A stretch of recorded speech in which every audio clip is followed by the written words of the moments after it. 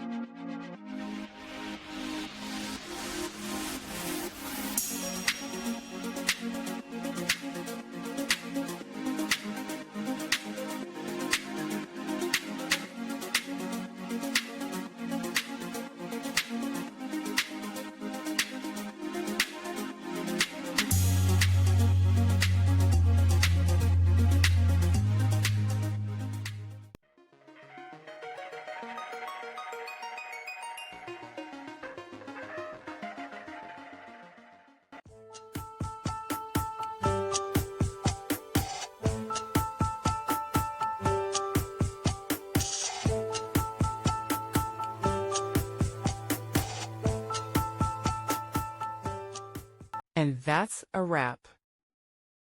I hope you found the answer you were looking for. If you did, take a second to hit that subscribe button. It really helps out. And let me know in the comments which solution worked best for you. See you next time in the debug zone.